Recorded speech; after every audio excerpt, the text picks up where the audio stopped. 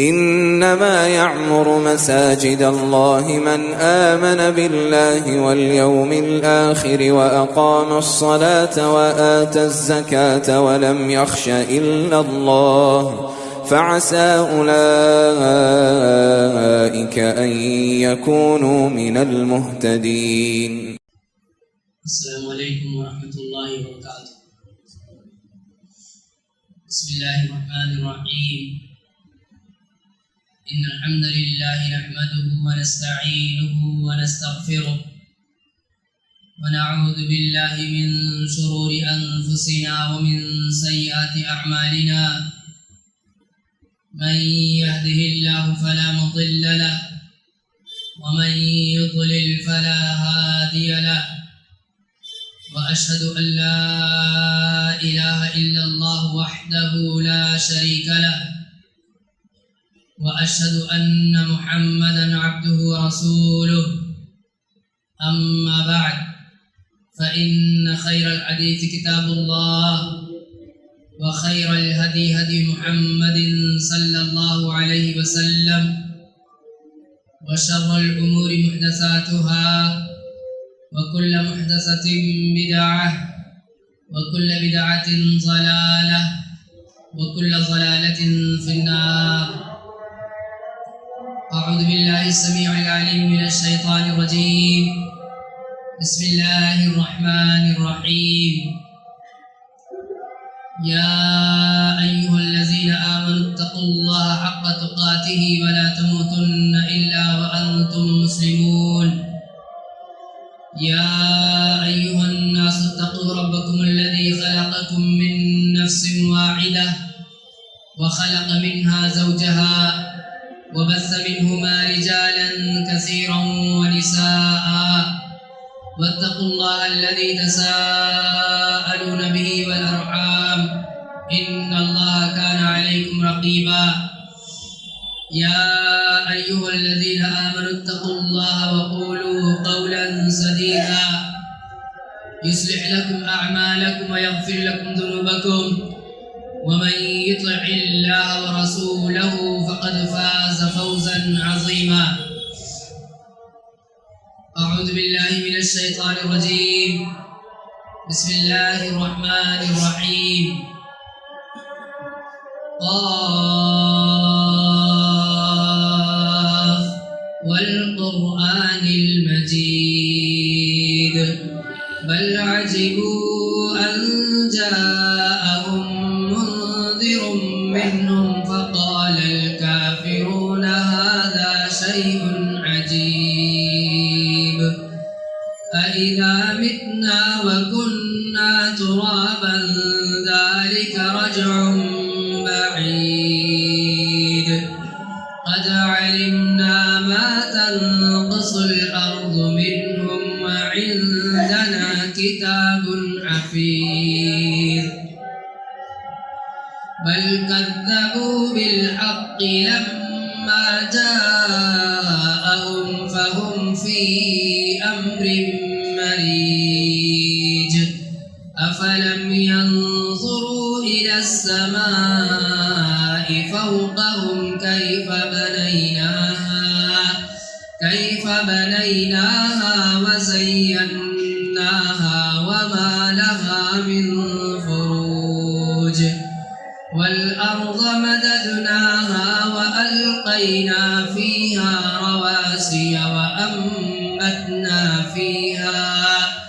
وأنبتنا فيها من كل زوج بهيج تبصرة وذكرى لكل عبد منيب ونزلنا من السماء ماء مباركا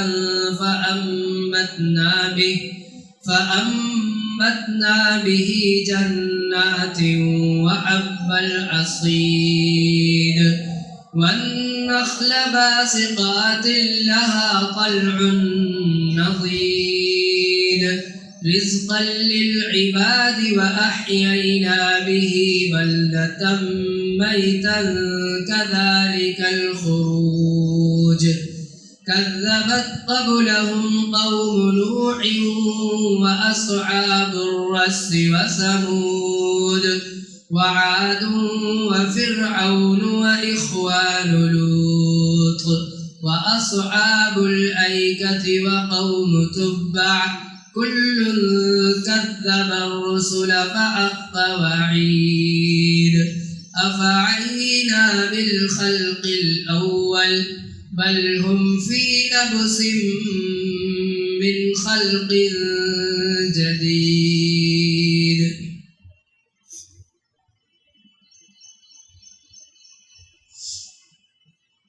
ہر قسم کی تعریف و توصیف،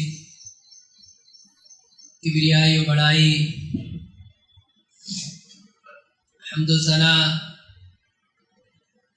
اس وحدہ لا شریک کے لائق و زیبا ہے جس نے ہم سب کو پیدا کیا، بے شمار انگنت نعمتوں سے نوازا ہے اور نوازتے رہتا ہے۔ درود و سلام ہو تمام انبیاء کرام پر، خصوصاً نبی آخر الزمان، ہمارے پیارے نبی رحمت للعالمین محمد رسول اللہ صلی اللہ علیہ وسلم۔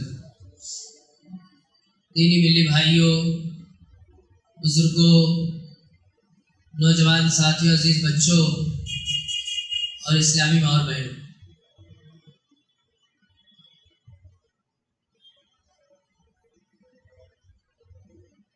اللہ سبحانہ وتعالی یہ چاہتا ہے کہ ہم اللہ کے بندے اللہ سے محبت کریں،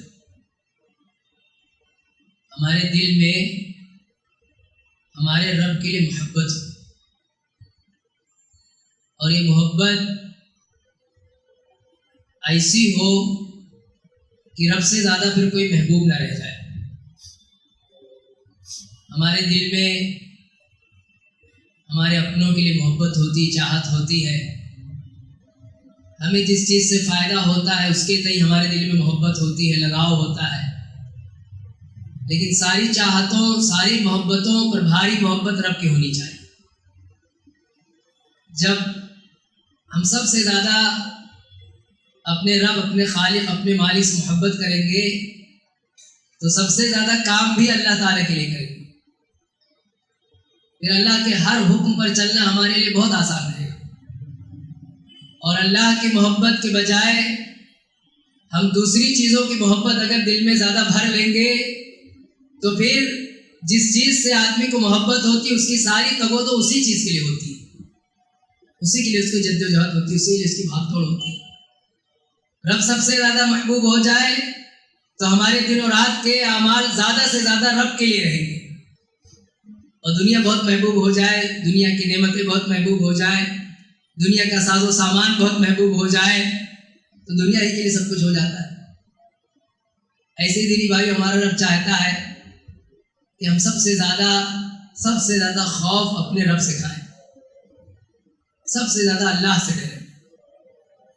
آدمی ڈرتا ہے مختلف نظام کی وجہ سے، کوئی مقصد حاصل کرنے کے لیے جو نظام بنائے جاتے ہیں تو اس میں آدمی اس نظام کی وجہ سے ڈر میں رہتا ہے، خوف میں رہتا ہے، اور انسان ہے ہی ایسا کہ وہ جو بھی عمل کرتا ہے یا تو محبت میں کرتا ہے یا خوف سے کرتا ہے۔ رات میں میٹھی نیند میں ایک ماں سو رہی ہے اور اس کو احساس ہوتا ہے کہ اس کے بچے نے پیشاب کر دیا، بستر گیلا ہو گیا ہے، تو بچے سے محبت ایسی رہتی ہے کہ پھر ماں اپنی نیند قربان کرتی ہے، 10 منٹ 20 منٹ جتنا بھی وقت لگے وہ اپنی نیند کو بھول کر پہلے اپنے اس بچے کے لیے اس کی صاف صفائی کرتی ہے، اس کے لیے نیا بستر تیار کرتی ہے۔ کیوں؟ ایک تو محبت ہوتی ہے اس سے، اور دوسرے ڈر ہوتا ہے کہ اگر اسی پیشاب میں پڑا رہا تو بیمار ہو جائے گا۔ یہ ڈر ہوتا ہے کہ ایسے ہی کیسے چھوڑ دوں، اس سے میرا بچہ نقصان میں پڑ جائے گا۔ تو دینی بھائیو، انسان ایسا ہی بنایا گیا ہے، یا تو ہم رب کی محبت میں رب کے لیے کام کر سکتے ہیں، یعنی رب جو چاہے وہ اعمال انجام دے سکتے ہیں، یا بھی بہت سارے مواقع ہیں جہاں اللہ تعالیٰ نے ہمیں ڈرایا ہے کہ اگر ایسا کرو گے تو ایسا ہو جائے گا، یہ تمہارا نقصان ہو جائے گا، اس طرح کی سزا میں مبتلا کر دیے جاؤ گے، دنیا میں یہ سزا ملے گی، برزخ میں یہ سزا ملے گی، آخرت میں ایسے ایسے حالات سے گزارے جاؤ گے۔ وہاں بھی اللہ کی منشا کیا ہے؟ اللہ تعالیٰ یہ چاہتا ہے کہ پھر بندے اس ڈر کی وجہ سے کہ یہ سب کون فیس کرے گا، یہ سب کون برداشت کرے گا، کہ بندے ان اعمال سے دور رہے۔ اچھا، یہ بھی اللہ کی ایک رحمت ہے کہ اللہ نے ہمیں انہی چیزوں سے روکا ہے جس میں ہمارا نقصان ہوتا ہے۔ ہم اور آپ یہ پابند ہیں اوامر و نواہی میں۔ اوامر یعنی جن کا اللہ نے حکم دیا کرنے کا، اور نواہی یعنی جن سے اللہ تعالیٰ نے منع کر دیا کہ یہ نہ کرو۔ ان دونوں میں ہمیں عقیدہ کیا رکھنا ہے؟ ہمیں عقیدہ یہ رکھنا ہے کہ اللہ نے اگر کسی کام کے کرنے کا حکم دیا ہے تو اس میں ہمارا فائدہ اسی لیے اللہ نے حکم دیا ہے۔ وہ دل پہ بار نہیں ہونا چاہیے، بوجھ نہیں ہونا چاہیے کہ اللہ نے کہہ دیا یہ کرو یہ کرو یہ کرو، اب ہمیں کرنا پڑتا ہے، یعنی دل پہ ایک بوجھ سمجھ کر کے آدمی اس کو انجام دے، ایسا نہیں ہونا چاہیے۔ یہ سمجھنا چاہیے کہ اللہ نے ہمیں اس کا مکلف کیا ہے اور اس میں میرا خیر ہے، اس میں میری بھلائی ہے، اس میں میرا فائدہ ہے۔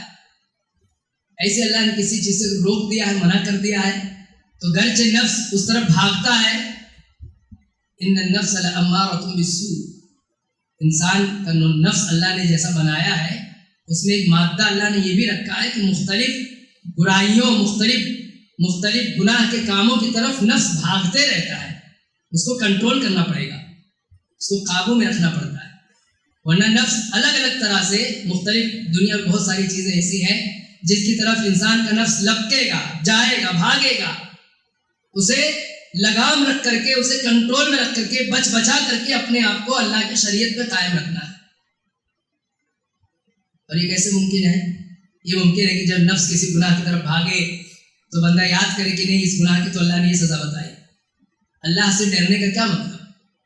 اللہ سے ڈرنے کا یہ مطلب نہیں کہ نعوذ باللہ اللہ تعالیٰ بذات خود کوئی ڈراؤنی شے ہے، ایسا نہیں۔ اللہ تعالیٰ خوبصورت ہے، ان اللہ جمیل یحب الجمال، اللہ خوبصورت ہے۔ اللہ کا دیدار ساری نعمتوں میں سب سے عظیم نعمت ہوگی آخرت میں، اتنا خوبصورت اللہ تعالیٰ۔ اللہ کو دیکھنا ہی ایک بہت بڑی نعمت ہوگی، جس سے کافر محروم کر دیے جائیں گے، مشرک محروم کر دیے جائیں گے، ایمان والوں کی نعمت نصیب ہوگی اللہ کا دیدار۔ اللہ بذات خود ڈراؤنا نہیں ہے۔ اللہ سے ڈرنے کا مطلب یہ کہ اللہ نے جو شریعت دی ہے، جو نظام ہمیں دیا ہے اسلام کی شکل میں، اس نظام میں جس کام کے کرنے پر گناہ بتایا گیا، جس برائی کے انجام دینے پہ گناہ بتایا گیا، اس کی سزا بتائی گئی، اس سزا سے ڈرنا ہے، اس سزا سے ڈرنا ہے کہ اس سزا کو اگر اللہ نافذ کرنا چاہے تو اللہ کو کوئی روک نہیں سکتا، کوئی نہیں روک سکتا، اور اللہ تعالیٰ نافذ بھی کرتا ہے۔ بس اوقات دنیا میں بھی بہت ساری مثالیں موجود ہیں کہ اللہ تعالیٰ نے طاقت کے نشے میں چور، مال کے نشے میں چور، حکمرانی کے نشے میں چور، بہت بڑی بڑی شخصیتوں کو جب اللہ نے اپنی گرفت میں لی تو بلبلا اٹھے۔ انفرادی طور پہ بھی ہوتا ہے کبھی کبھی، اللہ حفاظت میں رکھے ہم سب کو، کبھی سبق سکھانے کے لیے اللہ تعالیٰ ہمیں بھی ہلکی پھلکی گرفت میں لے لیتا ہے، سزا دیتا ہے۔ اس سزا سے اللہ کا کوئی فائدہ نہیں، لیکن اللہ چاہتا ہے اس سزا کے ذریعے تمہیں راہ راست پر لے آئے۔ تو یہ ڈر ہونا چاہیے، ایسا نہیں کہ آدمی نڈر ہو کے زندگی گزارے، بے خوف ہو کے زندگی گزارے، گناہ پہ گناہ کرتا رہے اور یہ سمجھتا ہو کہ کوئی نقصان نہیں ہے۔ یہ بہت بڑی حماقت ہوگی کہ اگر ہم کوئی گناہ کرتے ہیں اور اس کے بعد سمجھتے ہیں کہ اس کا کوئی نقصان نہیں ہوتا ہے، بہت بڑی حماقت ہے۔ ایسا ممکن نہیں، دینی بھائی پہلے بھی کئی بار یہ اصولی بات سمجھائی گئی ہے کہ یہ ممکن نہیں ہے کہ ہم سے کوئی گناہ ہو، ہم کوئی گناہ کرے اور گناہ کے بعد توبہ کیے بغیر ہم مطمئن ہو جائیں اور یہ سمجھے کہ اس کا کوئی نقصان نہیں۔ ہاں، گناہ ہو جائے، کوئی اللہ کی نافرمانی والا کام ہو جائے، رو لے، اللہ سے معافی مانگ لے، معافی مانگنے کے بعد اللہ سے اچھی امید رکھیں کہ اللہ نے چاہا تو اس کا کوئی نقصان نہیں ہوگا، لیکن گناہ پر گناہ کرتے جائیں اور یہ سمجھتے ہو کہ اس کا کوئی نقصان نہیں ہو رہا ہے، یہ ناممکن ہے، بلکہ بعض گناہ تو ایسے ہیں کہ اللہ کے نبی صلی اللہ علیہ وسلم نے بتایا اس کے تعلق سے کہ اس گناہ کی سزا آخرت میں جو ہے وہ تو ہے ہی ہے، وہ ہے، وہ فکس ہے، اس کی جو سزا آخرت میں ملے گی۔ جب تک اس کی سزا دنیا میں نہ مل جائے آدمی کو موت نہیں آتی۔ ایسے بھی گناہ جب تک اس کی سزا دنیا میں نہ آ جائے، دنیا میں نہ مل جائے اس آدمی کو، تب تک اس کی موت نہیں آتی۔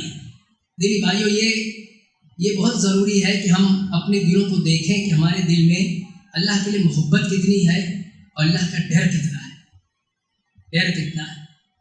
آج آدمی اختیارات جب اس کو حاصل ہو جاتے ہیں اور اسے کسی کی ضرورت نہیں رہ جاتی ہے، تو سوائے اس کے کہ اللہ کا خوف اسے کنٹرول میں رکھے، کوئی چیز نہیں ہے جو اسے کنٹرول میں رکھ سکتی ہے۔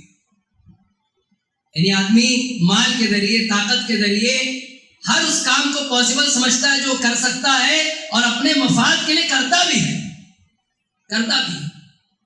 سورسز ہے، ذرائع ہیں، پکڑ ہے آدمی کی، تو آدمی کو کوئی چیز کنٹرول نہیں کر سکتی سوائے اس کے کہ اس کے دل میں اللہ کا خوف پیدا ہو۔ اللہ کا ڈر جب رہے گا تو وہی اللہ کا ڈر ہی اس کو کنٹرول میں کر سکتا ہے۔ اللہ آدمی بے لگام ہو جاتا ہے،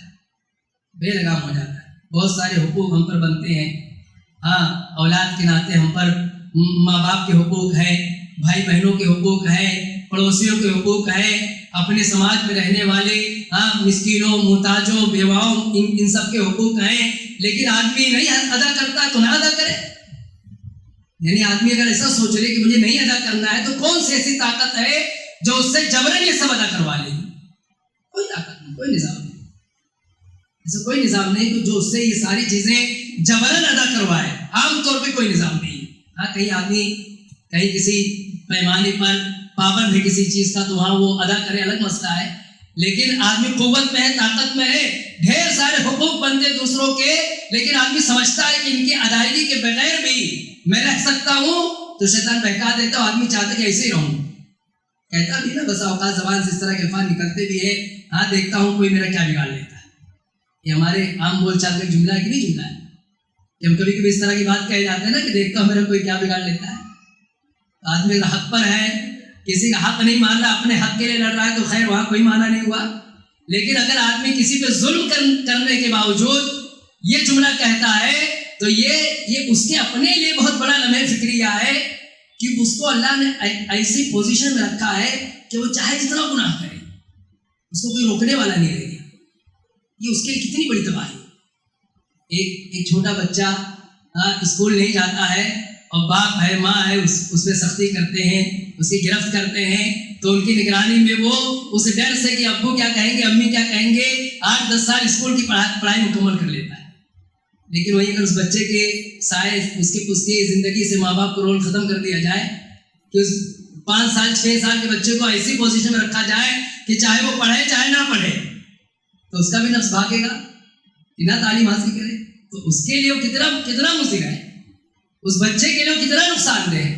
ہمارا سماج ایسا بن جائے کہ کوئی کسی کو برائی سے نہ روکے، کوئی نہ روکے، تو یہ پورے سماج کا کتنا بڑا وبال ہے کہ بھی جس کے من میں جو آئے وہ کرے، اور اس لیے وبال ہے کہ اس کا جو انجام ہے وہ مرتب ہوگا۔ ایسا نہیں کہ میں کوئی گناہ اگر کرتا ہوں مجھے کوئی روکنے والا نہیں ہے تو یہ میرے حق میں بہتر ہے، نہیں، میرے حق میں بہت نقصان ہے۔ اس لیے سلف کہتے تھے لولا العلماء لصار الناس البہائم، کہ اگر علماء نہ ہوتے تو لوگ جانور بن جاتے، درندے بن جاتے، درندے۔ کیوں؟ اس لیے کہ علماء گاہے بگاہے یاد دلاتے رہتے، بتاتے رہتے، ڈراتے رہتے، سمجھاتے رہتے ہیں، برائیوں سے روکتے رہتے ہیں، بھلائیوں کی طرف بلاتے رہتے ہیں، ورنہ لوگ جانور بن جائیں۔ یہی دل میں ڈر پیدا کر دیتے۔ دینی بھائیوں، ہمیں دیکھنا چاہیے کہ ہمارے دل میں کتنا ڈر پایا جاتا ہے اللہ سے، اللہ کے حکموں کو توڑ کے کتنا ڈرتے ہیں ہم۔ اگر دل میں ڈر نکل گیا تو جہاں آدمی کو موقع ملے گا گناہ کر بیٹھے گا، جہاں موقع ملے گا، جہاں اس کا زور چلے گا کسی کا حق غصب کر جائے گا، جہاں اس کے اپنی پلاننگ کے حساب سے ساری چیزیں سیٹ ہو جائیں گی تو کسی کی پرواہ نہیں کرے گا، اس پر کوئی پریشر نہیں رہ جائے گا، کوئی دباؤ نہیں رہ جائے گا، پھر آدمی بڑے سے بڑا ظلم کر کے بھی مسکرائے گا، وہاں سے خوشی رہے گا، اسے کوئی پرواہ نہیں رہ جائے گی۔ اس طرح سے وہ اپنی دنیا بھی تباہ کر لے گا اور اپنی آخرت بھی تباہ کر لے گا۔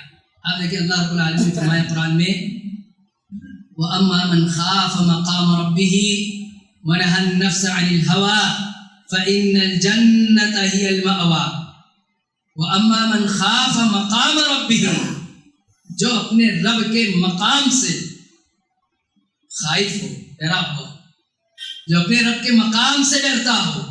اس کا ایک معنی یہ بھی کہ جو اپنے رب کے سامنے کھڑا ہونے سے ڈرتا ہو کہ اپنے رب کے سامنے جب میں کھڑے ہوں گا اور مکلف بنائے جانے کے بعد سے مرتے دم تک جب تک ہوش و حواس تھا، جب تک مکلف تھا، یہ سارے اعمال اللہ کے سامنے پیش ہوں گے. اس میں اچھائی برائی سب اللہ کے سامنے واضح ہوگی. تو میرا رب میرے ساتھ برتاؤ کیا کرے گا، میرا انجام کیا ہوگا، کیا ہوگا میرا انجام. اب دنیا میں اگر آدمی نڈر ہو کر زندگی گزارا ہے تو وہاں اس کے لیے جو سزائیں طے ہیں ان سزاؤں سے کیسے گزرے گا آدمی. یہ خوف دل کے اندر ہونا چاہیے. فرمایا وَأَمَّا مَنْ خَافَ مَقَامَ رَبِّهِ جو اپنے رب کے سامنے کھڑے ہونے سے ڈر گیا، وَنَهَى النَّفْسَ عَنِ الْهَوَىٰ اور اپنے نفس کو ہوا پرستی سے، خواہش پرستی سے روک لے گیا، فَإِنَّ الْجَنَّةَ هِيَ الْمَأْوَىٰ تو بلا شبہ اس میں کوئی شک نہیں کہ اس کا ٹھکانہ جنت ہے. اس کی جگہ کیا ہے؟ جنت ہے. وہ جنتی آدمی ہے. اس آیت میں دیکھیں آپ، اللہ نے فرمایا کہ رب سے ڈرتا ہے تو اپنے نفس کو کنٹرول میں کر پائے گا، نہیں ڈرے گا تو نہیں کر پائے گا. بہت سارے مواقع ایسے آتے ہیں کہ جہاں آدمی اگر رب سے نہ ڈرے، اللہ سے نہ ڈرے، اللہ کی گرفت سے نہ ڈرے تو گناہ کرنا بہت ایزی ہو جاتا ہے، بہت آسان ہو جاتا ہے. پھر آدمی اس گناہ میں بڑی آسانی سے مبتلا ہو جاتا ہے. دینی بھائی اسے ایک جملے میں کہا جائے کہ بہت ضروری ہے کہ ہمارے دل میں خشیت الہی ہو، اپنے رب کا خوف ہو ہر معاملے میں. ہم اپنے اخلاق کا جائزہ لیں، ہمارا اخلاق کیسا ہے ہمارے اپنوں کے لیے. بیوی دیکھے شوہر کے لیے اس کا اخلاق کیسا ہے، شوہر دیکھے بیوی کے لیے کیسا ہے، ماں باپ دیکھے بچوں کے ساتھ ان کے ساتھ کتنا عدل و انصاف برتتے ہیں. گھر میں بہت سارے لوگ ایک ساتھ رہتے تو وہاں دیکھے کہیں کسی پر ظلم ہوتا ہے کہ نہیں ہوتا ہے. ایسے ہی دیکھے آدمی اپنے تعلقات میں کس کے کیا حقوق ہیں، وہاں کہیں اس سے کچھ زیادتی تو نہیں ہوتی ہے.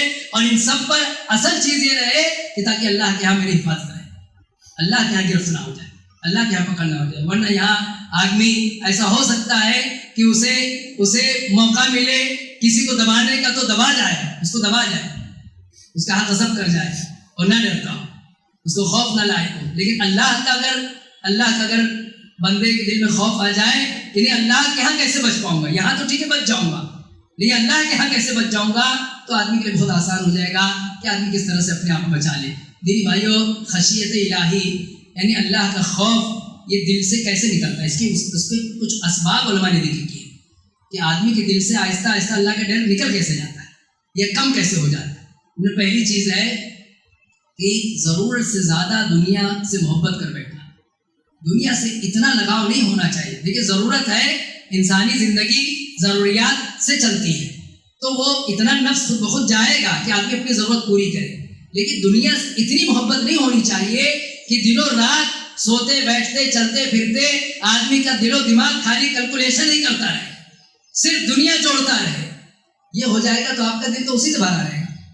آپ کے دل میں دنیا ہی کی محبت اتنی بھر گئی کہ اس کے بعد اس میں گنجائش ہی نہیں ہے کہ رب کی محبت رہ جائے، رب کا خوف رہ جائے، اللہ سے حسن ظن رہ جائے یا دوسری کوئی چیز رہ جائے. تو اتنا دنیا دل و دماغ میں نہیں سوار کرنا چاہیے. بل تؤثرون الحیات الدنیا والآخرۃ خیر وابقیٰ. اللہ نے انسان کی کمزوری بتائی کہ تم دنیا کو ترجیح دینے لگتے ہو آخرت پر. اصل آخرت ہے، جنت ہے، رب کی رضا ہے، وہ زیادہ ذہن میں ہونا چاہیے. دنیا ہے، دنیا میں آئے ہیں تو ٹھیک ہے، زندگی گزارنے کے لیے ضرورت ہے تو آدمی اتنا لگتا بھی ہے، لگنا بھی چاہیے، کوئی حرج کی بات نہیں ہے. لیکن اس کو سوار کر لینا دل و دماغ پر یہ جائز و درست نہیں ہے کہ اس کے نتیجے میں پھر آدمی نمازیں بھی چھوڑ رہا ہے، عبادتوں سے کوئی شغف نہیں رہ گیا، اللہ کے حکموں کو توڑ بھی رہا ہے، چوری کر رہا ہے، ڈکیتی کر رہا ہے، لوگوں کے حق غصب کر رہا ہے، دل میں دوسرے اپنے کمپٹیٹر کے لیے نفرت پیدا کر رہا ہے، اس سے حسد کر رہا ہے، چال بازیاں کر رہا ہے. یہ سب کیا ہے؟ یہ انسانی نفس کے لیے، انسانی طبیعت کے لیے ایک عذاب ہے. یہ ایک عذاب ہے. دنیا شرافت کے ساتھ جتنا مل جائے، عزت آبرو کے ساتھ جتنی مل جائے، وہ بہت بڑی غنیمت ہے، بہت بڑی نعمت. ایسا دل و دماغ نہیں بنانا چاہیے کہ کہ اس کی وجہ سے اللہ کی یاد سے آدمی غافل ہو جائے۔ دوسری چیز بتائی کہ الغفلۃ و کثرۃ الذنوب، کہ غافل رہنا، بے پرواہ رہنا۔ جب آدمی بے پرواہ ہو جاتا ہے، غافل ہو جاتا ہے اور کثرت سے گناہ کے کام کرتا ہے، تو وہ اس گناہ کی نحوست یہ ہوتی ہے کہ پھر اس کا ڈر بھی نکل جاتا ہے، یعنی اس پر جو سزا آنے والی ہے اس سزا کا ڈر دل سے نکل جاتا ہے۔ پھر وہ آدمی کے لیے ایسا لگتا ہے جیسے کوئی جائز کام کر رہا ہے اور بار بار کرتا ہے، وہی گناہ بار بار دہراتا ہے اور بار بار کرے گا، اس کے دل پہ ذرہ برابر اثر بھی نہیں ہوتا ہے۔ اللہ کا خوف دل سے رخصت ہو گیا، اللہ کا ڈر دل سے رخصت ہو گیا۔ ایسی تیسری چیز بتائی الجہل بشدۃ عذاب اللہ، کہ اللہ کے عذاب سے لا علم رہنا۔ اللہ تعالیٰ نے مختلف گناہوں کی سزائیں رکھی، اس سے لا علم رہنا، اس کو پتہ ہی نہیں معلوم ہے کہ اس کی کیا سزا، اس کی کیا سزا۔ آدمی آج ہم سب اللہ حفاظت فرمائے، ہماری مجلسیں کم ہی ایسی ہوتی ہیں کہ کسی کی غیبت سے محفوظ رہ سکیں، کسی کی غیبت سے پاک رہ سکیں، لیکن آدمی کو اگر نہیں پتہ ہے کہ اگر کسی کی ہم غیبت کرتے ہیں، کسی کی غیبت کرتے ہیں تو اللہ نے اس پہ ایک سزا رکھی۔ اس کی سزا کیا رکھی کہ جب آدمی قبر میں ڈال دیا جائے گا، دفن کر دیا جائے گا، تو اس میں ایک لمبے وقت کے لیے یا جیسا بھی اللہ چاہے اس کی مشیت پہ موقوف ہے، وہ اس کے یہ ناخون جو ہے تانبے کے بنا دیے جائیں، اور تانبے کے ناخون سے وہ اپنا چہرہ نوچے گا۔ ہلکا سا بلیٹ لگ جائے تو آدمی اس درد کو بھی برداشت نہیں کرنا چاہتا، وہاں ناخون تانبے کے بنا دیے جائیں گے، اور تانبے کے ناخون سے اس کی کیفیت کیا ہوگی، چونکہ غیب کا مسئلہ ہے تو غیب کے مسئلے میں ہمیں ایمان لانا ہے، اس کی کیفیت پہ بات نہیں کرنی ہے کہ یہ سب کیسے ہوگا۔ وہ اللہ ہر چیز پر قادر ہے۔ ماں کے پیٹ میں بھی ایک زندگی کا تصور ہے، ماں کے پیٹ میں بھی ایک زندگی کا تصور ہے، وہ دوسرے انداز کا ہے۔ اس دنیا میں بھی ایک زندگی ہے، دوسرے انداز کی ہے۔ ایسے قبر کے بھی ایک کیفیت ہوتی ہے، کیسی ہوتی ہے اللہ بہتر جانے۔ ہمیں اس کے بارے میں لکھے، اللہ نے کہا، پیارے نبی نے بتایا، تو ہمیں اس پر ایمان لانا ہے کہ ناخن تانبے کے ہو جائیں گے اور اس سے آدمی اپنا چہرہ نوچے گا، اپنا سینہ نوچے گا۔ وجہ کیا ہوگی؟ کیا وجہ ہوگی؟ غیبت کرتا تھا، اپنے بھائی کا ذکر اپنی مجلسوں میں ایسے انداز میں کرتا تھا، ایسی باتیں کرتا تو اس کے تعلق سے کہ اگر وہ سن لے تو اس کو برا لگ جائے، یہ غیبت ہے۔ تو اب دینی بھائیو، کسی کو نہیں پتا ہے تو دھڑلے سے کرتا ہے، یا اگر پتا بھی ہے تو گناہ کے ایک نحوست یہ ہے کہ جو چیز معلوم رہتی ہے وہ بھی ذہن سے نکل جاتی ہے، جو چیز معلوم ہوتی ہے وہ بھی ذہن سے نکل جاتی ہے۔ اس کا وقتی طور پر آدمی اس کا احساس نہیں کر پاتا کہ میں کیا کر رہا ہوں اور کتنے بڑے گناہ میں مبتلا ہوں۔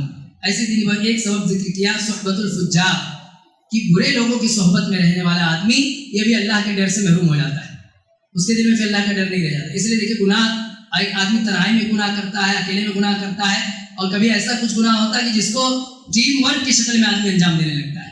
یعنی 8 دوستوں کا گروپ ہے تو وہ 8 دوست ایک ساتھ جا رہے فلم دیکھنے کے لیے، ایک ساتھ جا رہے فلم دیکھنے کے لیے، ایک ساتھ جا رہے کسی اور دوسرے گناہ کے کام میں۔ 4 پارٹنر ہے، چاروں مل کر کے کسی کمپنی پہ ظلم کر رہے ہیں یا اس کا حق جو بنتا ہے وہ نہیں دیتے۔ یہ صحبت الفجار، یعنی اس میں کوئی ایک بھی ایسا نہیں رہے گا جو سمجھائے بجھائے، جو بتائے کہ نہیں غلط ہو جائے گا یا یہ ظلم ہو جائے گا، اس پر اللہ کیا پکڑ ہو جائے گی۔ فاجر فاسق آدمی کی صحبت میں رہنا، اس کی وجہ سے بھی اللہ کا خوف دل سے نکل جاتا ہے، اللہ کا ڈر دل سے نکل جاتا ہے۔ اور ایسی بھائی ایک اور بات بتائے گی، تضییع الفرائض، کہ فرض اللہ تعالیٰ نے جو چیزیں فرض کر رکھی ہیں آدمی اس سے بے پرواہ ہو جائے، فرائض کی ادائیگی میں جب کوتاہی کرے گا تو اس کی وجہ سے بھی اللہ کا خوف نکل جائے گا۔ اس کا مطلب یہ ہے کہ آدمی اگر اللہ کی طرف سے فرض کردہ عبادتیں اسے انجام نہیں دیتا تو اس کی سزا ایک یہ ہے کہ آہستہ آہستہ اس کے دل سے اللہ کا ڈر ہی نکل جائے گا۔ ایک 5 وقتہ نمازی آدمی اگر اس سے کسی وجہ سے، مشغولیت کی وجہ سے ظہر کی نماز چھوٹ جائے تو جب تک اس کو پڑھ نہیں لیتا بے چین رہتا ہے، لیکن آپ دیکھیں ان لوگوں کو جو نماز پڑھتے ہی نہیں ان کو کوئی بے چینی نہیں ہوتی، ان کو کوئی بے چینی نہیں۔ ان سے پوچھیں آپ، اللہ معاف فرمائے ہم سب کو، یہ کوئی کسی پہ فخر کرنے والی بات نہیں، لیکن دل کی کیفیت پر سچائی سے بات کریں، سچائی سے بات کریں۔ آپ خود دیکھیں، اگر نہیں پڑھتے ہیں تو آپ ایمانداری سے بتائیں اپنے دل کے بارے میں کہ کیا اگر آپ نماز نہیں پڑھتے تو ایسا دل بے چین ہوتا ہے کہ ظہر نہیں پڑھا، عصر نہیں پڑھا، مغرب نہیں پڑھا، عشاء نہیں پڑھا، دوسرے دن بھی نہیں پڑھا، تیسرے دن بھی نہیں پڑھا، اور پورے ہفتے نہیں پڑھا؟ یہ اس کیفیت سے ان کا دل نہیں گزرتا ہے۔ اس کے برعکس ایک آدمی جو 5 وقتہ نمازی ہے، نماز پڑھتا ہے، کہیں پھنسا ہے، کسی کام میں مشغول ہے، اور اور چاہتا ہے کہ نماز پڑھ لے تو اس کے دل میں ایک عجیب بے چینی پیدا ہو جاتی ہے، بے چین رہتا ہے وہ، جب تک نہ پڑھ لے اس کو سکون نہیں ملتا۔ تو یہ دونوں الگ الگ کیفیت کیوں ہے؟ دونوں الگ الگ کیفیت کیوں ہے؟ اسی وجہ سے کہ گناہ کی وجہ سے وہ احساس چھین لیا جاتا ہے، ویسا رخصت ہو جاتا ہے کہ آدمی گناہ کر رہا ہے، اس کا احساس تک نہیں رہ جاتا ہے۔ اللہ تعالیٰ ہم سب کو نیک ہدایت دے، صحیح سمجھ عطا فرمائے۔ دینی بھائی، اس موضوع سے متعلق ایک اہم چیز یہ بھی کہ ہم یہ جانیں کہ کن اعمال کے انجام دینے سے ہمارے دل میں اللہ کا خوف پیدا ہوتا ہے یا اللہ کی خشیت بڑھتی ہے۔ کون سے اعمال ہیں؟ انہیں پہلی چیز علماء نے ذکر کی ہے تعلق بالقرآن، قرآن سے ہمارا تعلق ہونا چاہیے، قرآن سے تعلق ہونا چاہیے۔ ڈیلی کتنا قرآن پڑھتے ہیں، تلاوت کتنا کرتے ہیں؟ اللہ نے ایک کتاب نازل کی ہے ہم پوری امت کے لیے، پیارے نبی محمد رسول اللہ صلی اللہ علیہ وسلم پر۔ اس کتاب کا ایک حق بنایا ہے سارے مسلمانوں پر، سارے لوگوں کو۔ ایک حق کیا ہے کہ اس کی تلاوت کریں، آپ اس کو پڑھیں۔ آپ کیوں پڑھیں؟ اس کے پڑھنے سے اللہ سے محبت پیدا ہوگی اور اللہ کا خوف پیدا ہوگا۔ اذا تتلى علیہم آیات الرحمن خروا سجدا وبکیا، جب رحمان کی آیتوں کی تلاوت کرتے ہیں، وہ ان پہ پڑھا جاتا ہے تو وہ سجدے میں گر جاتے ہیں روتے ہوئے۔ یہ اللہ کا ڈر پیدا ہوتا ہے کب؟ جب تلاوت کی جاتی ہے۔ وَإِذَا سَمِعُوا مَا أُنزِلَ إِلَى الرَّسُولِ تَرَىٰ أَعْيُنَهُمْ تَفِيضُ مِنَ الدَّمْعِ، کہ جب انہوں نے سنا جو رسول پر نازل ہوا یعنی قرآن، جب اس کو سنا، قرآن سنا، تفیض من الدمع، تو ان کی آنکھوں سے آنسو بہ پڑے۔ یہ اللہ کے خوف سے ہوتا ہے۔ لو انزلنا هذا القرآن على جبل لرأيته خاشعا متصدعا من خشية الله، اگر ہم اس قرآن کو پہاڑ پر اتار دیتے، پہاڑ پر، تو اللہ کی خشیت، اللہ کے ڈر کی وجہ سے وہ ٹکڑا ٹکڑا ہو جاتا، ٹکڑا ٹکڑا ہو جاتا اللہ کے ڈر کی وجہ سے۔ اگر قرآن سے ہم نے رشتہ توڑ دیا ہے تو اس کا لازمی انجام یہ ہے کہ اللہ سے ہمارا رشتہ ٹوٹ جائے گا، اللہ کا ڈر نہیں رہ جائے گا، اللہ سے محبت نہیں رہ جائے گی۔ وہی تو کتاب، اسی کے ذریعے تو ہم نے اللہ کو پہچانا ہے، وہی تعلق پیدا کرتی ہے اللہ سے، اللہ کے دین سے۔ اسے ہی اٹھا کر کے سجا کر کے رکھ دیا ہے، سالوں سال نہیں پڑھتے، دیکھتے تک نہیں، اس کا پیغام سمجھنا، اس کی ساری باتیں سمجھنا، درس کا اہتمام کرنا ہے قطع نظر اس کے۔ اس کو تو چھوڑی، آدمی اٹھا کر کے دیکھتا بھی نہیں، میرے رب کی کتاب ہے، یہ مجھے پڑھنا چاہیے۔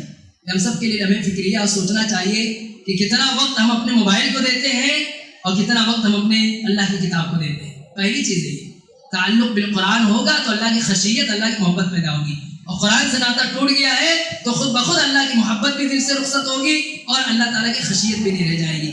ایسی دین بھائی ایک بات بتائی، صحبت العلماء، علماء کی صحبت میں رہنا، علماء کی صحبت میں علماء سے استفادہ کرتے رہنا۔ آج تو الحمدللہ بہت آسانی ہے، آپ جو معتبر علماء ہیں یوٹیوب پہ جا کر کے یا دوسرے جو سوشل ذرائع ہیں اس کے ذریعے ان کو سنتے رہیں، ایک وقت طے کر لیں، ہماری مائیں بہنیں وقت طے کر لیں، ان کو میسر نہیں کہ بار بار دین کی باتیں سن سکے، ایک وقت طے کر لیں، آدھا گھنٹہ 1 گھنٹہ کسی اچھے عالم کا خطاب سنیں، اس سے دل میں خشیت پیدا ہوگی، اللہ کا خوف پیدا ہوگا، اللہ سے محبت پیدا ہوگی، دین پر قائم رہنا بہت آسان ہوگا۔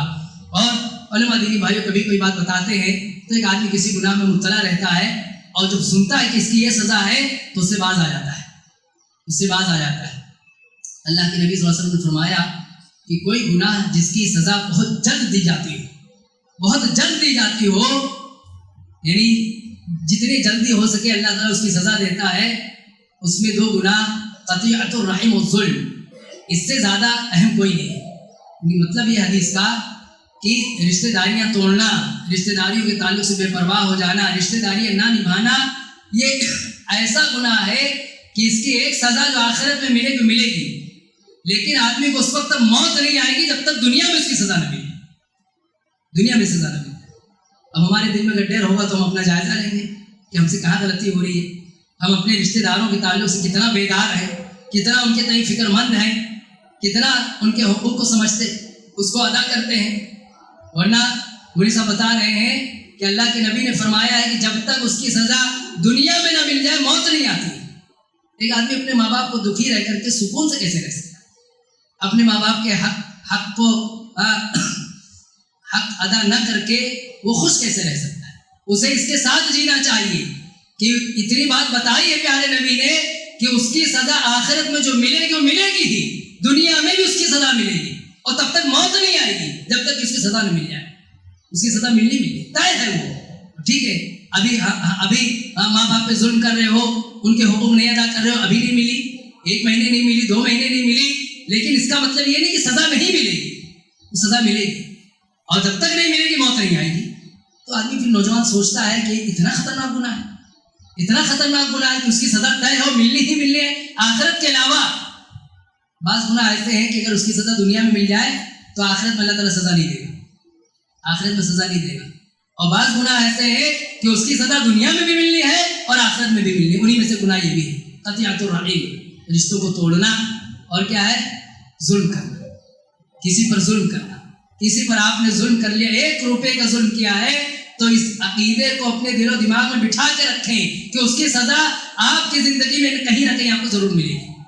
ایسے گناہ اور ہے خیانت کرنا، خیانت، مال ہے آپ کے پاس میں، کوئی امانت ہے، مانوی کوئی امانت ہے آپ کے پاس میں، اس میں اگر آپ خیانت کرتے ہیں، ہم خیانت کرتے ہیں، اللہ ہم سب کی حفاظت فرمائے، تو ایسا نہیں ہے کہ اس کی سزا نہیں ملے گی، اس کی سزا دنیا میں بھی ملے گی اور آخرت میں بھی ملے گی۔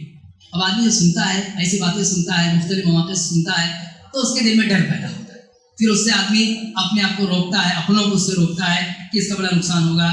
ایسی چیز خشیت کی پیدا کرنے کی کیا ہے کہ التفکر فی الملکین، کہ آدمی ان 2 فرشتوں کا خیال کرے جنہیں، جو ہمارے ساتھ ہمیشہ رہتے ہیں، جنہیں اللہ تعالیٰ نے بٹھا رکھا ہے، ما یلفظ من قول الا لدیہ رقیب عتید، جو کچھ ہم اپنی زبان سے نکالتے ہیں، بولتے ہیں، وہ اس کو لکھ لیتے ہیں، اس کو ریکارڈ کر لیتے ہیں، وہ پورا ریکارڈ تیار کر کے اللہ تعالیٰ کے یہاں بھیجتے ہیں، اللہ تعالیٰ کے یہاں اس کو جمع کیا جاتا ہے، جو کچھ ہم بولتے ہیں اپنی زبان سے، جو بھی نکالتے ہیں، تو آدمی احساس کرے نا میں کیا بول رہا ہوں، میں کیا کہہ رہا ہوں، کیا بات کر رہا ہوں، ٹھیک ہے، جس کے بارے میں بات ہو رہی، جو بات ہو رہی، وہ آدمی یہاں موجود نہیں ہے، وہ آدمی یہاں موجود نہیں ہے، لیکن وہ فرشتے وہ ریکارڈ تیار کر رہے ہیں۔ یہ اللہ کی طرف سے کبھی ایسے معمور ہے کہ کبھی اس میں خطا نہیں کرتے، ان سے کوئی لفظش نہیں ہوتی ہے کہ اس میں کچھ چوک جائے، کچھ غلطی کر جائے۔ ایسے ہی التفکر فی الموت، موت کے بارے میں، یعنی جس وقت روح قبض کی جائے گی اس وقت کے بارے میں آدمی سوچے کہ اس وقت زندگی بھر کے اعمال کا خلاصہ ہوتا ہے۔ ایک آدمی اچھے اعمال کر کے زندگی گزارا ہے تو موت ویسے آسانی سے آ جائے گی، اور اس کے برعکس اگر مختلف گناہوں میں لت پت اس نے زندگی گزاری ہے تو اس کی موت اور روح قبض کرنے کا جو پروسیس ہے وہ بھی بہت تکلیف دہ ہو جائے گا، بہت شدید، بہت دردناک ہو جائے گا۔ آدمی کو اس کا بھی ڈر رہنا چاہیے کہ اس وجہ سے مجھے بہت نقصان ہوگا۔ ایسے ہی آخرت کے احوال، جو مختلف احوال ہیں، یعنی آخرت میں میدان محشر سے گزرنا ہے، پل صراط سے گزرنا ہے، ان سب ساری چیزوں کو آدمی سوچے تو اس سے اللہ کی خشیت، اللہ کا ڈر دل میں پیدا ہوتا ہے۔ ایسی چیز ہے التفکر فی خطر الجوارح، کہ اپنے اعضائے جسمانی کے بارے میں آدمی سوچے کہ اللہ انہیں گویائی عطا کر دے گا۔ یوم تشہد علیہم السنتہم وایدیہم وارجلہم، آدمی جو کرتا ہے، جو بھی کام کرتا ہے، اللہ تعالیٰ اس کے جسم کو طاقت دے دے گا، اس کے پارٹس آف دا باڈی کو، وہ بولیں گے وہاں پر یوم تشہد علیہم السنتہم وایدیہم وارجلہم، ہاتھ بولے گا، ہاتھ سے کوئی گناہ آپ نے کیا ہے تو ہاتھ بولے گا وہاں۔ اب ہم مومنوں کے لیے کوئی دقت کی بات نہیں کہ کیسے بولے گا، ہم تو ایمان رکھتے ہیں، اور جب زبان کو اللہ نے قوت گویائی نہیں وہ بول رہی ہے تو ہاتھ بولتے اس میں کون سی تعجب کی بات ہے، یا ہمارے پیر بولنے لگے اس میں کون سی تعجب ہے؟ جس کا کوئی بھی حصہ اللہ اس کو حکم دے وہ بول پڑے، اس میں کوئی تعجب والی بات نہیں ہے، اس پر ہمارا ایمان بھی ہے، اور آدمی اپنے نگاہوں سے دیکھ رہا ہے کہ زبان بھی جسم کا ایک حصہ ہے، اللہ نے اس کے طاقت دی ہے، اوپر نیچے ہوتی ہے تو آواز نکلتی ہے اور بات بن جاتی ہے، ایسے اللہ تعالیٰ ایسے بھی کر دے گا۔ اس کے بارے میں آدمی خوف کرے، ہاتھ سے کوئی گناہ کر رہا ہے، نگاہ سے کوئی گناہ کر رہا ہے، زبان سے کوئی گناہ کر رہا ہے، یہ سمجھے کہ آخرت میں میرے خلاف یہ گواہی دے دیں گے۔ دینی بھائیو، اللہ کا خوف دل میں پیدا ہو جائے تو اس کے جو فوائد ہیں، آخر میں 2-3 منٹ میں بات ختم کروں گا، علماء نے ذکر کی، ان میں پہلا فائدہ یہ ہے کہ جب کوئی سایہ نہیں ہوگا، انتہائی شدید دھوپ ہوگی اور لوگ گرمی سے بے حال بدحال ہوں گے، اللہ رب العالمین ایسے شخص کو خصوصی طور پہ سایہ نصیب کرے گا جس کے دل میں اللہ کا خوف ہو، جو اللہ سے ڈرتا رہا ہو۔ اللہ نے فرمایا، پیارے نبی صلی اللہ علیہ وسلم نے فرمایا کہ جن لوگوں کو سایہ نصیب ہوگا، 7 قسم کے خوش نصیب لوگ ہوں گے، ان میں ایک وہ آدمی ہوگا رجل ذکر اللہ خالیا ففاضت عیناہ، کہ ایک وہ آدمی جو تنہائی میں اکیلے میں تنہا ہے اور اللہ کو یاد کر بیٹھے، اللہ کو یاد کرے, اللہ کے مقام کو یاد کرے, اللہ کے جہ و جلال کو یاد کرے, اللہ کے ہاں اپنے اعمال کے حساب کتاب کو یاد کرے اور رو پڑے. ففاضت عیناہ, اس کے آنکھوں سے آنسو جاری ہو جائے, یعنی وہ سمجھے کہ اللہ اگر میری پکڑ کر لے گا تو میں کہاں جاؤں گا. یہ خوف اس کے دل میں پیدا ہو جائے تو اللہ تعالیٰ اس کو سایہ نصیب کرے گا. ایسے افادہ بتایا کہ جہنم سے نجات ہو جائے گی. ایسے آدمی جو اللہ کے خوف کے ساتھ مرا ہے, اس دنیا سے اللہ سے ڈرتے ہوئے مرا ہے, اللہ سے ڈرتے ہوئے زندگی اس نے گزاری ہے, تو اس کو جہنم سے نجات ہو جائے گی. پیارے نبی صلی اللہ علیہ وسلم نے فرمایا ثلاثۃ لا ترى اعینہم النار, کہ 3 قسم کے لوگ ایسے ہیں جن کی آنکھیں آگ نہیں دیکھیں گی, جن کی آنکھیں جہنم نہیں دیکھیں گی. یا 3 آنکھیں ایسی ہیں جو جہنم نہیں دیکھیں گی. وہ کون سی 3 آنکھیں ہیں؟ پہلی بتائیے عین حرست فی سبیل اللہ, ایک وہ آنکھ جو اللہ کے راہ میں نگرانی کرتی ہے, سرحد پر ہے مسلمانوں کی حفاظت کے لیے, اسلام کی حفاظت کے لیے. جو فوجی ہوتے ہیں اسلام کے تئیں جو لڑتے ہیں, اسلام کی حفاظت کے لیے جو لڑتے ہیں, وہ جو راتوں میں جاگ کر کے نگرانی کرتے ہیں کہ کوئی دشمن حملہ آور نہ ہو جائے, ایسی آنکھ کو اللہ تعالیٰ جہنم کی آنکھ سے محفوظ رکھے گا. اور فرمایا عین بکت من خشیت اللہ, اور وہ آنکھ جو اللہ کی خشیت, اللہ کے ڈر سے رو پڑے, اس میں سے آنسو جاری ہو جائے. اللہ کو یاد کر کے, اللہ کی پکڑ, اللہ کی گرفت کو سوچ کر کے جو آنکھ رو پڑے, اللہ تعالیٰ اسی آنکھ کو جہنم سے محفوظ رکھے گا. اور یہ بتایا کہ وہ آنکھ جو اللہ کے حرام کردہ چیزوں سے بچ جائے, یعنی جو چیزیں حرام ہیں نہیں دیکھنی ہے ان سے اپنے آپ کو بچا لے. اللہ تعالیٰ توفیق دے ہمارے نوجوانوں کو, ہم سب کو توفیق دے. آج سوشل میڈیا کے اس دور میں, موبائل کے اس دور میں, ہم کتنی چیزیں جانے انجانے میں کب لگ جاتے ہیں دیکھتے ہیں, اور حرام چیزیں دیکھتے ہیں, ناجائز چیزیں دیکھتے ہیں, فحش چیزیں دیکھتے ہیں, بے حیائی والی چیزیں دیکھتے ہیں, اور ہمیں اس بات کا خوف نہیں رہتا کہ یہ آنکھیں بھی اللہ تعالیٰ کے ہاں اگر اللہ تعالیٰ ان سے پوچھ لے گا تو یہ آنکھیں بھی ہمارے خلاف گواہی دیں گی کہ ہم نے ان آنکھوں سے کیا دیکھا ہے. اللہ تعالیٰ ہماری حفاظت فرمائے. دین بھائی سے ایک فائدہ کیا ہے کہ مغفرت کا وعدہ اللہ کا, ان الذین یخشون ربهم بالغیب لہم مغفرہ. اللہ نے فرمایا کہ جو لوگ اپنے رب سے ڈرتے ہیں اپنے رب سے, ان الذین یخشون ربهم, جو اپنے رب سے ڈرتے ہیں, لہم مغفرہ, ان کے لیے مغفرت ہے, اللہ انہیں بخش دے گا, اللہ انہیں معاف کر دے گا.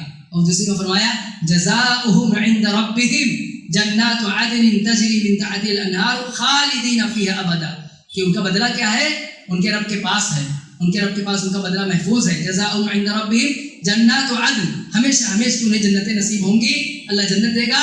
تجری من تحتها الانہار, جس کے نیچے سے نہریں بہ رہی ہوں گی, خالدین فیہا ابدا, اس میں ہمیشہ رہیں گے. یہ وہ لوگ, کون لوگ؟ جو اللہ سے ڈرتے ہیں, خالدین فیہا ابدا رضی اللہ عنہ ورضوا عنہ, ذالک لمن خشی ربہ, جنت اس کے لیے ہے, مغفرت اس کے لیے ہے, اللہ کی طرف سے سایہ اس کے لیے ہے. لمن خشی ربہ, جو اپنے رب سے ڈرتا ہے, اس کے لیے ساری چیزیں ہیں. اللہ تعالیٰ سے دعا ہے کہ رب العالمین ہمارے دلوں میں, اللہ تعالیٰ ہمارے دلوں میں اللہ کا خوف پیدا فرمائے, گناہوں کے برے انجام کا خوف پیدا فرمائے, اللہ کے ہاں گرفت ہوگی, اللہ کے ہاں پکڑ ہوگی, اس بات کا احساس پیدا فرمائے, اور ہر گناہ سے ہمیں بچنے کی توفیق عطا فرمائے, نیکی کرنے کی توفیق عطا فرمائے. آمین. تقبل یا رب العالمین. وآخر دعوانا الحمدللہ رب العالمین.